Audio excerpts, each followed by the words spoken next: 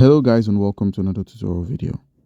In this short tutorial video, I will be showing you how to send USDT from Binance to KuCoin. To do this, simply open up your Binance application. Click on the Assets menu at the bottom right. Scroll from the overview to the spot or funding, depending on where your USDT is stored. Now, once you found the USDT on your account, all you need to do is simply click on the withdrawal option.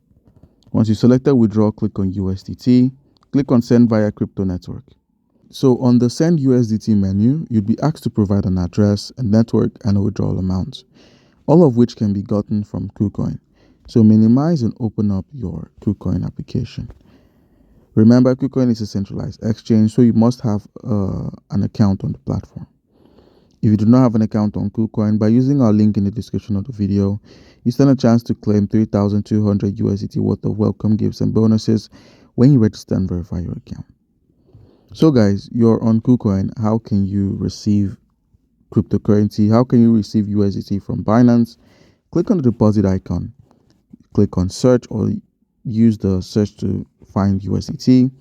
Once you've clicked on USDT, head to the BNB Smart Chain. That's the cheapest network.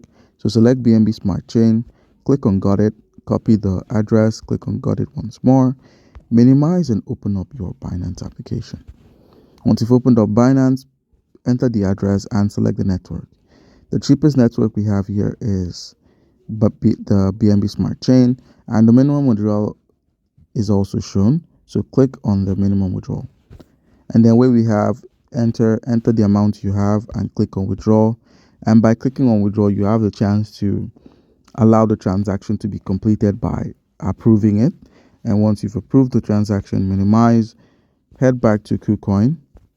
Once you've opened up KuCoin, head to the assets, perform a simple reload at the assets menu, reload again, and you'd find the USDT here.